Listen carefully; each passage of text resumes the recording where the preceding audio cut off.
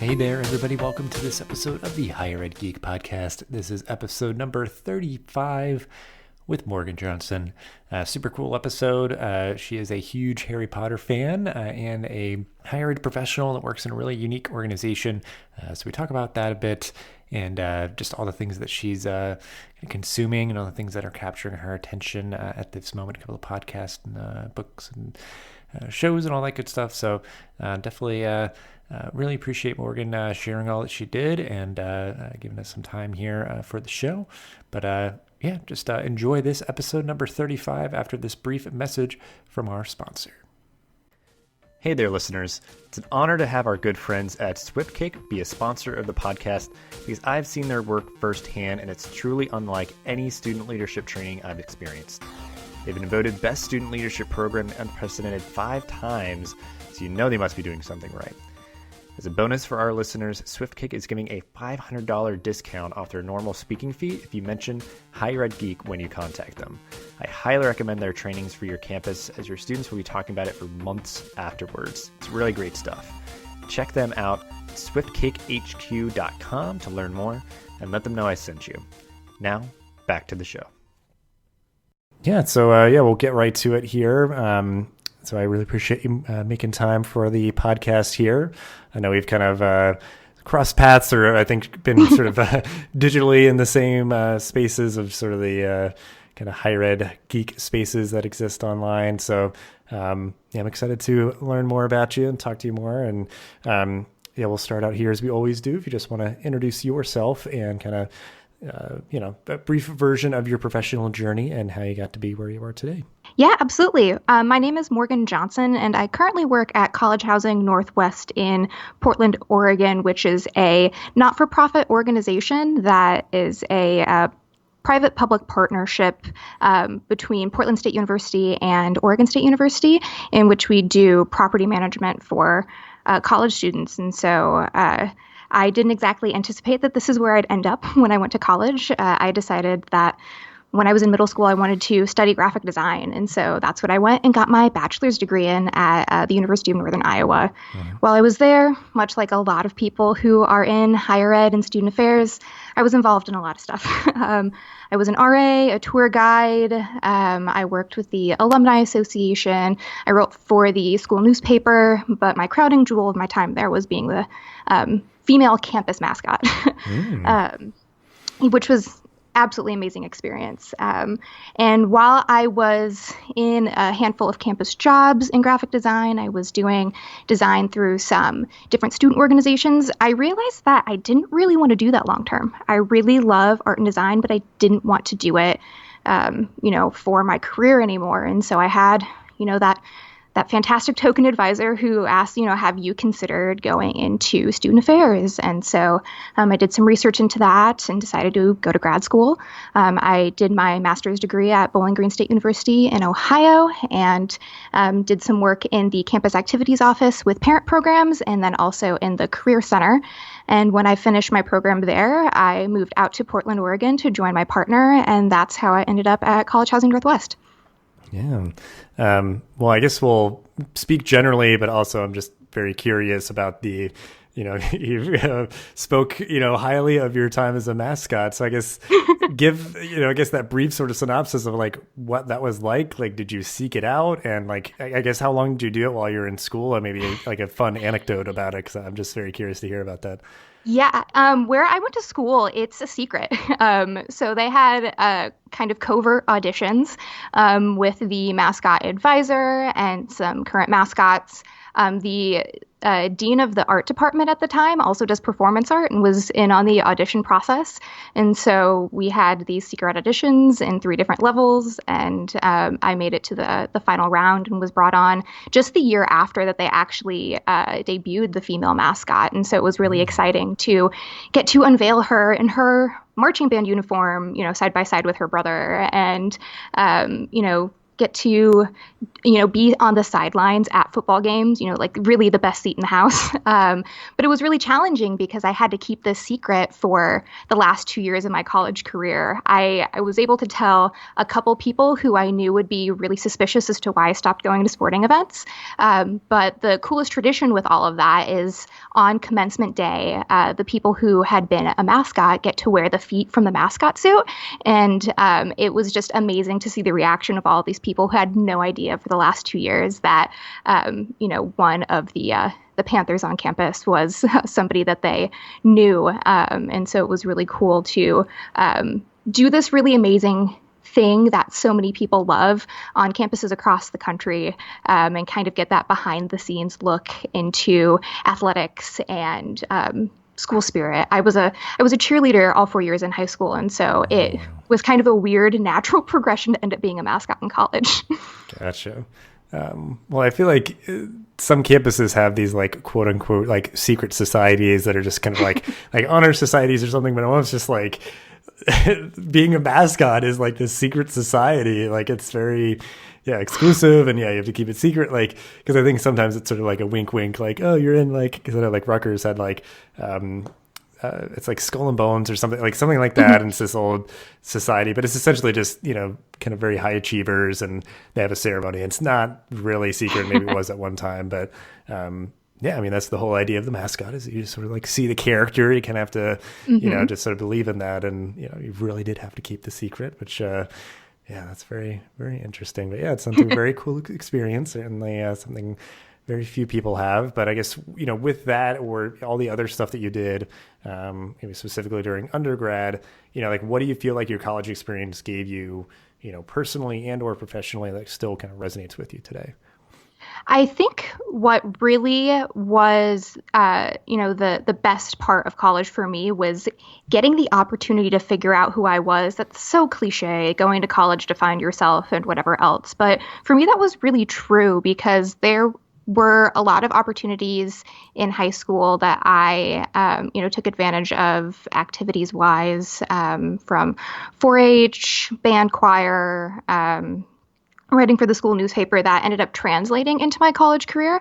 However, there were a lot of things that I had as interests that I ended up being chastised for, or made fun of for, because I went to a really tiny school and there weren't, a lot of people to necessarily connect with about some of the interests that I had really wanted to explore. And being able to go to college with all these new people was kind of a push of the reset button. And so I was able to explore a bunch of different subject areas, and, try things like Dungeons and Dragons for the first time, and to really figure out who my people were and what my interests were and what I really valued in interpersonal relationships. Yeah, that's huge. I mean, and as cliche as it is, that is sort of my path as well. Is just, I guess, more so in the sense of like, just building confidence. Like, I found my identity in terms of like who I am is like, it's okay. Like, you don't have to try to be someone else. And like, I think, like playing Dungeons and Dragons, I played with my brother during like high school and early college years. I feel like it is an epiphany. Allows you to be very like creative. You gotta have to like, check your ego at the door. I would sort of liken it to like, it's like very specific, like improv almost. Like you really just have to like get in, like, imagine things and just like, get into character. And so, that's really cool. But so I guess, you can find yourself, you find a career that you want to pursue in higher ed. You're now working in a very unique organization that's sort of higher ed adjacent, partnering with institutions. So, what kind of keeps you inspired, keeps you motivated? What do you enjoy most about your current work? And if you want to just give kind of the basic details of how, your organization operates. Yeah, so like I mentioned, College Housing Northwest is a nonprofit, which is really uncommon in regards to these higher ed adjacent property management types of businesses, because for most places, they are businesses. They're out there to make money.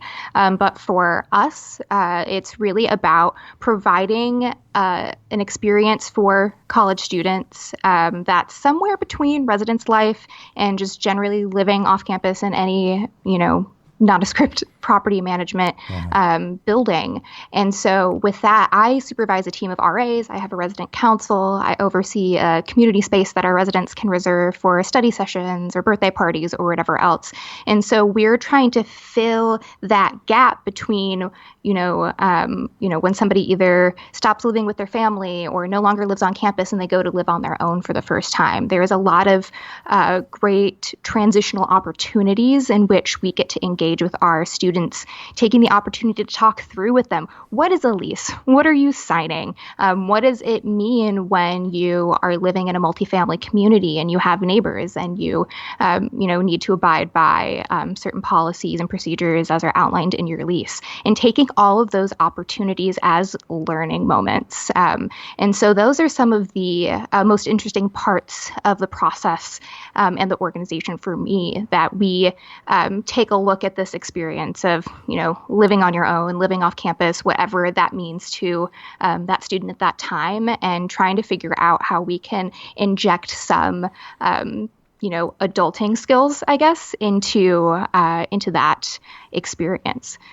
Yeah, very interesting. And that's a lot of I think the stuff that people feel like is missing sometimes, of the life skills of understanding a lease and having the developmental experiences of living with a roommate and those sort of things. So, and it seems like I've learned of a few organizations that are like those property managers partnering with institutions, and maybe they literally are building the community and then running it in coordination with the institution. And it seems like they are hiring for a little bit more of that kind of residence life experience, and kind of having it be kind of like a stepping stone versus making a huge leap from living at home or living on campus to then living out off campus. So that's very interesting. And I guess to clarify, so are the properties that you have, are they just apartment complexes, or are they group houses, or what's sort of the format of the living space? Yeah, we have a couple buildings that we ended up building on our own that are just your typical apartment complexes, and a couple that we've acquired over the years. The property that we have at Oregon State is actually the remodeled on-campus hotel. So we really look for spaces that are near campuses that would be an easy commute for students, because we know that commute time is valuable. And it's all your kind of standard apartment, anything from studio to 2 bedrooms. So if you want to live by yourself, that's great. Or if you want to have some roommates, split the cost of rent and share those spaces, that's also an opportunity that our buildings provide. Yeah. And I feel like I see that a lot too, because it's hotels are if one becomes vacant or something, it's a perfect residence hall. It's Exactly. It's kind of almost built to that, and you can tinker with it a little bit to kind of optimize it for our purposes. But that's cool. When I guess something else I'm curious in terms of the development part, do you still do conduct processes, or how does that kind of work? I guess how much of it is, if you had to sort of equate a ratio for the partnership with the institution, is it pretty 50-50? Do the RAs technically work for the institution or the organization? I guess some of those, I'm curious how those kind of things work out. Yeah, by and large, we're independently owned and operated with a specific partnership with the institution.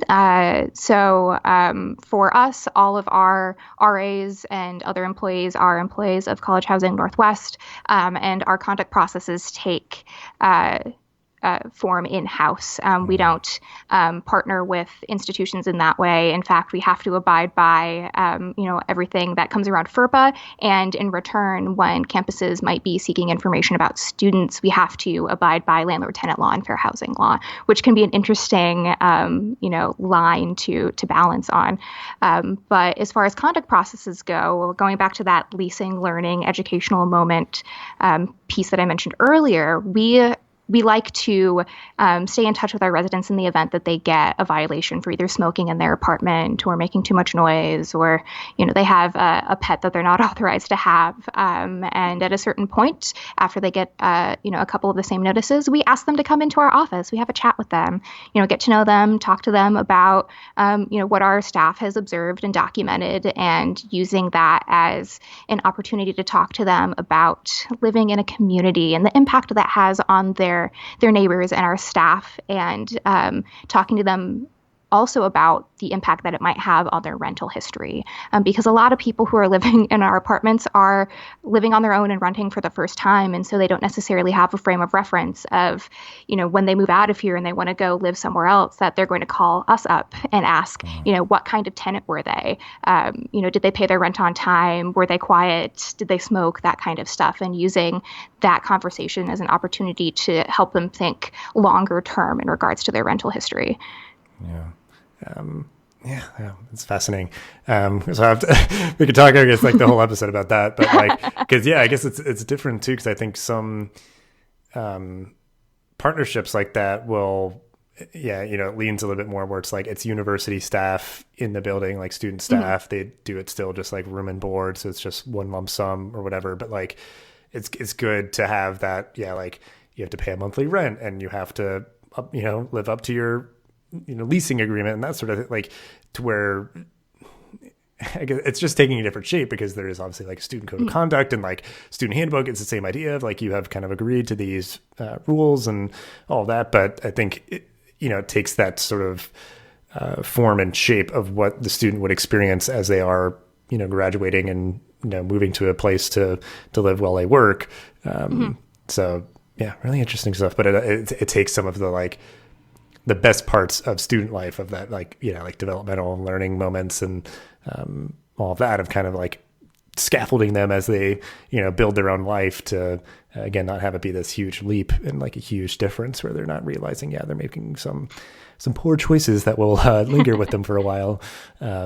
So cool. Well, very interesting work. I appreciate you sharing a bit about that. But now we'll kind of go to the fun, personal stuff of like what you're geeking out about. So obviously, you've discovered stuff like D&D in college. So I don't know if you're still into that or what, but just kind of what are you geeking out about currently? Is it stuff that you've discovered more recently? Stuff that you've always been into? Just kind of thematically, what are the things that are grabbing your attention lately? I have been a huge Harry Potter fan since I was in 5th grade. At this point, I've had more of my life with Harry Potter in it than I have had without it. I've been to Harry Potter conventions. My partner and I went to see the play in London last year, and we're going to see it on Broadway in a couple months. I did some of my first cosplaying this last year at Rose City Comic Con here in Portland as Dolores Umbridge, which was a blast. And so I'm, putting my feet into the cosplaying waters a little bit as a result of that. And so, Harry Potter is just a huge part of my life. Recently, as in these last 3 or 4 years, I've really gotten into listening to podcasts. So this is really amazing to be a part of a podcast because I listen to podcasts almost constantly. I know that a couple people on your show have mentioned My Favorite Murder, which is one of my favorite podcasts as well.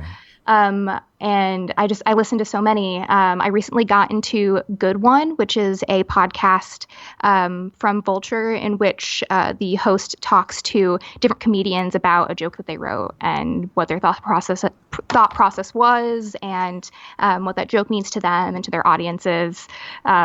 I've also been really interested in this podcast called Hackable by McAfee, in which they talk about different things in our world that have the potential of being hacked and kind of break it down to see how easy is it to hack this and what are the implications of that. In fact, there was something in which they talked about, the technology that our fob readers, use and how easy it is to hack that. And I've been able to, go back to work and say, oh my gosh, did you know, all of the vulnerabilities technologies that that come around, having RFID and fob access and whatever else. So Hackable, not necessarily the best podcast if you're easily paranoid, but it's definitely interesting to think about the implications that the technology around us has, and what we might not necessarily think of as gaps in the system. Mm-hmm. Well, I think, it's just been kind of a sort of just a phase, I guess, right now, is that like really getting into like digital privacy, because it's certainly just kind of a zeitgeisty topic right now. But I think it takes that shape of like, especially within higher ed, like you were mentioning, like, there's a lot of sensitive information that we have to be conscious about how we're sharing. But then like, human beings are often very reactive. So like only after something gets hacked, we'll be like, oh, we should, this is the same thing with like a natural disaster. It's like, oh, well, we had a flood, so we'll just like prevent that flood from ever happening again. But it's like, well, that flood may never happen again. Like you might have a storm that comes in from a different angle, or, it's more windy than rain, or, and it's just like, you kind of react to the last thing. And I can imagine, and like getting hacked, you react to the last thing. But if you're like, kind of geeking out about like, oh, interesting. Yeah, like fobs. Like, I didn't think of that, but yeah, that's certainly a vulnerability of like, if you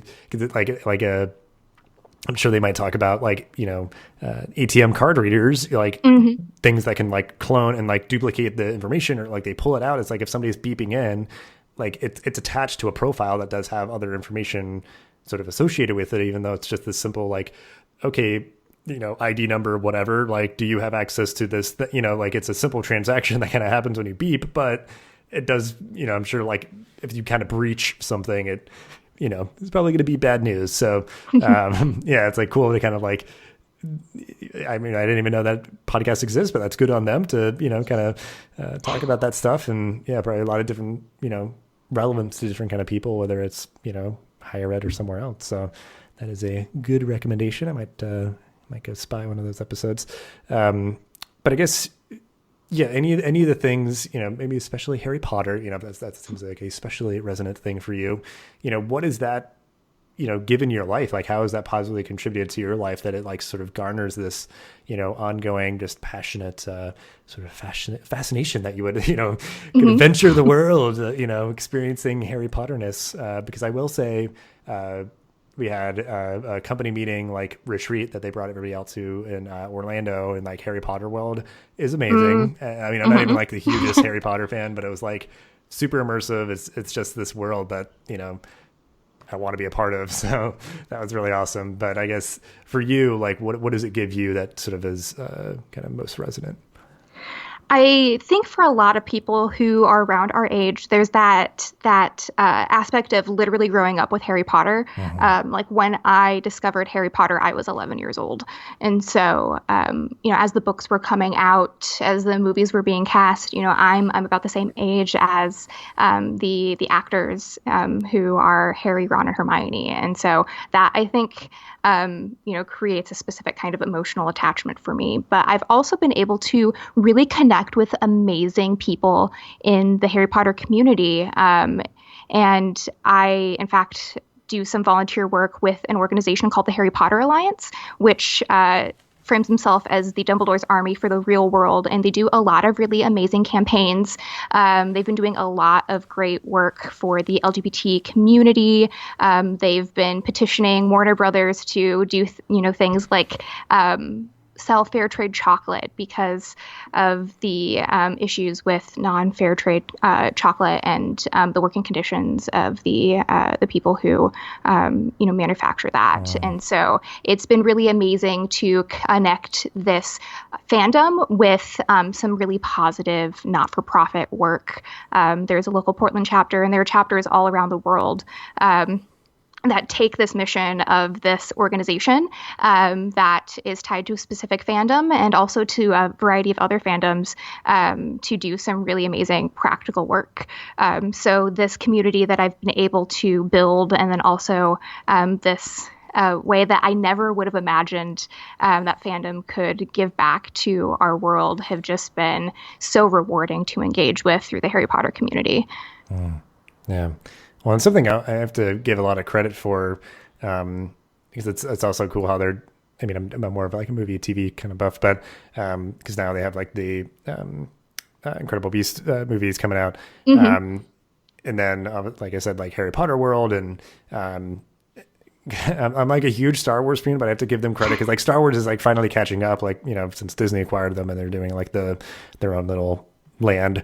Hmm. It's just like, I think they've just garnered so much appreciation again for that world that they've created, that it does create these deep connections. And I think what they're starting to get better at, I guess, is sometimes like the representation, but like it has, you know, with like Dumbledore as this like chief character that I think like was one of those first times for me, like in a, you know, the geeky interest, it was just sort of blindsided, like, oh yeah, like Dumbledore's gay, just like, oh what, like, you know, and I think they're still kind of working on it. I know that some people are having an issue with like, you know, how he's represented in the Incredible Beast movies, but Hmm. like just the idea that like it was, you know, doing that sort of thing, and like at the very least the world that they've created and sort of the themes and stuff is just, I don't know. I think again, Star Wars is kind of catching up now that they're kind of resetting with these newer movies, but yeah, it's amazing. Yeah, because it's just one of those things that like, yeah, like people will really get into, and it's great that they're kind of channeling that energy into good ways through